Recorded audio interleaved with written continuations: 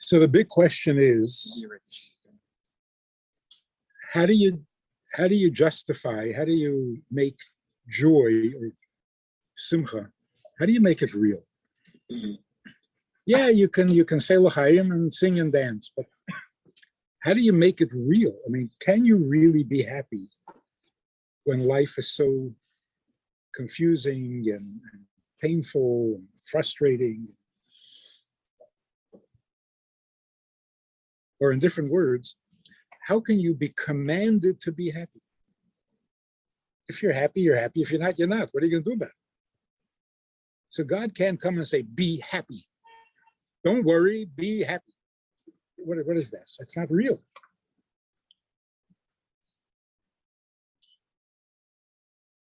So the way that it works is there are certain ideas, certain thoughts that if you think about it, it enables you to be happy. So you don't just make believe you're happy. You think the thoughts and you come to the conclusions that allow you to truly be happy. And one of those thoughts is all the negative, painful, confusing things, all of that is part of our existence, but it's not part of life. Life is never painful, life is never difficult, and life is never confusing. But our existence is. What is the difference between existing and living? Existing means you have to continue to stay alive, breathe, function, and that can be very difficult. Some things don't let you eat. Some things don't let you breathe. Some things don't let you travel. Some things don't let you do what you want to do. That's your existence. And yes, existence can be miserable, painful. So for example, a person gets sick. What's the problem? Problem is his existence is limited. He can't do what he wants to do. He can't go where he wants to go. He can't even eat what he wants to eat. So when a person says, my life is miserable, not true. You're confused. Your existence can be miserable. Like, for example, you end up in jail. I was talking to a bunch of inmates in a federal prison in Minnesota. They thought their life was over, that their life was now worthless. It's not true, not at all. Prison can interfere with your existence because existing means the freedom to come, to go, to eat, to sleep. Well, they tell you when to sleep. They give you what to eat. They tell you when you can go and where you can go. So what did they do? They limited your existence. But your life means, can you make a difference? Do you make a difference? So if you're here in this jail, are you making a difference? Have you helped anyone here feel better, do better, stay moral, do the right thing?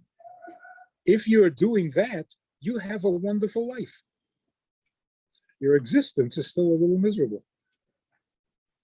But nobody can ruin a life. You can only ruin existence. So the truth is that our survival, the fact that the Jewish people still exist, despite everything, is somewhat of a miracle. But you got to make it very clear. Our only problem is in our existence. We've had enemies. There was a Holocaust. There was an Inquisition. There's anti-Semitism. Our existence has never been very good. Even now in Israel, constant threats and constant terrorism. Our existence is not comfortable. But we are so alive. We are so clear about making a difference, doing the right thing, being an example for others, education, learning, doing. We're so busy living that the fact that our existence has been pretty miserable, okay, we can handle it. But if you start to think that your life is miserable, you'll never be happy, never, because it's not correct, it's not true. So how can you be happy when there are issues and problems and pains and aches and disappointments? If you think about it, all of our aches and pains come from existing, not from living. So if we're busy living, then the existence is not so painful after all, because it's worth it. But if you don't have a life and your existence is painful, well, you're gonna get suicidal, because you don't see any purpose. You don't see any. So, for example, a person who says, "I am miserable because my mother ruined my life," is ruining my life. Your mother is not ruining your life. Don't be confused. Your mother is ruining your existence. And she can't help it. Because this one very angry girl said, "I'm very angry at my mother. She went into my room." Well, it's not exactly your room, is it? It's her room and she lets you sleep in it. So really, your mother ruins your existence because you say, "It's my room, it's my phone, it's my boots, my shoes." No, it's not. So you don't have much of an existence because your mother claims it all, or your father. Right?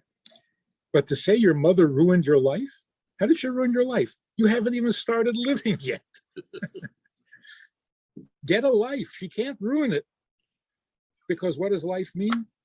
You looked around and you saw what needed to be done and you did it. How can you ruin that? Nobody can ruin that.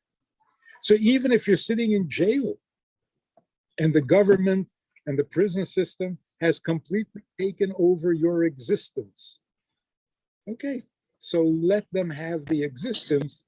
You get busy with your life. You know how much good you can do in a prison? How many suicidal people are there that you can encourage? You can save their life. You can get them back on the right track. You can make moral decisions. You've got a life to live. Your existence is not good. What else is new? Don't complain to a Jew that your existence is not good, because we outdo you anytime. Our existence is worse. When you save their life, you also save their existence. So you're killing two birds with one stone. If you give them a life, then they can survive the abuse. But without a life, every little pain makes you suicidal. Now, I don't need this. Why should I put up with this? Because you have a job to do. You have a contribution to make.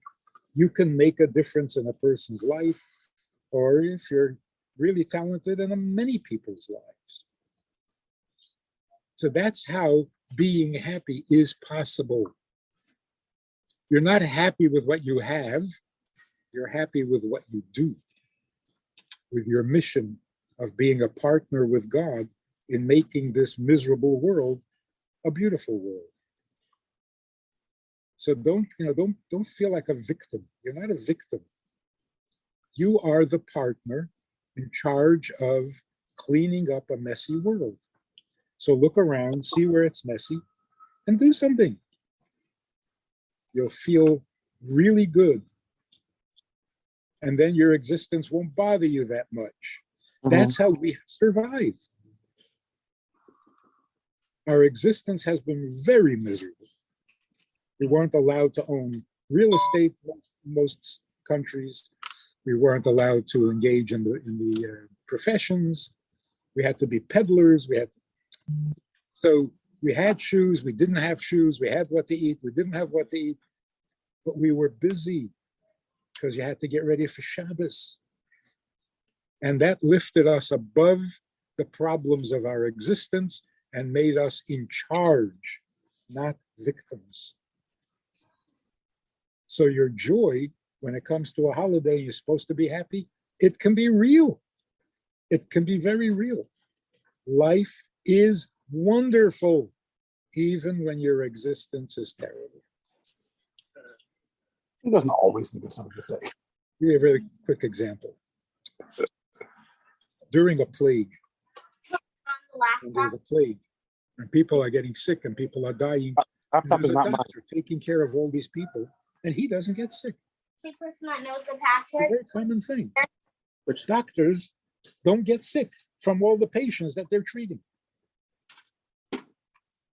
Not only they don't get sick, they skip meals, they skip nights of sleep because it's an emergency. What is the secret there? Do they have medicine that they take they're not sharing with anybody else? So what are they doing there? The reason they don't get sick is because they're so alive. Their purpose, they're so necessary. They're making such a difference in people's lives. They feel so alive that they don't really need to eat that much, and they don't need to sleep that much. They can do without. But if you just take away hours of sleep and you take away their meals and they don't have a life, they're going to get pretty depressed. So the more alive you are, the less your existence bothers you. So you'll eat tomorrow, you'll sleep next week. Big deal. That's because you're alive. So when you see yourself as being necessary, that makes up for everything. But when you think you're not necessary, you got a serious problem. Because it isn't true. You are necessary. You were born for a reason that only you can accomplish. Otherwise, you would not have been born. So it's true. I didn't ask to be born. That's good news. Because if you asked to be born, okay, now it's your problem. Now, you got yourself into this mess, work it out. But you didn't ask to be born. You were born because someone else needs you to be born. Not your mother, your creator. You were born because God needs you in his world, because there's something you can do to make this world better that nobody else will. You happen to be friends with somebody, nobody else is friends with them. Only you can affect that person. So you got a purpose. You got a mission. You're the doctor in the time of a plague. So you'll have less food. So you'll sleep a little less. You'll eat a little less. You'll have less time to party. But you're alive. And when you're alive, you outlive everybody else. Right? All the other nations, the Romans, the Greeks, the Babylonians, all of them, they just wanted to exist and have more food and more freedom and more property and more real estate, and they're gone. They're gone. And we've had no real estate, we had no rights and no privileges, and we're still here because we were busy living. That's the key. So on a holiday, when we know we have to build a sukkah, you have to sit in the sukkah, you have to shake the lulav and esrog, you have to go to the prayers, you have to say the special thing. We're so alive. Nothing can bother me. Nothing can really harm me. Wake up and see Because life can't be ruined. So can I really be happy? I mean, truly, genuinely happy? Yes, I can. It's real. So if you go out to the dancing, look around, you'll see. Some people are just dancing because everybody's dancing. But some people, they're really dancing. They are really happy. And if you think about why, are they so comfortable? Are they completely healthy? They have no health problems in their family? They have no concerns or worries. They've got plenty, but they're really happy because they know they're doing what they were created to do. That's what happiness is about. Not having more real estate.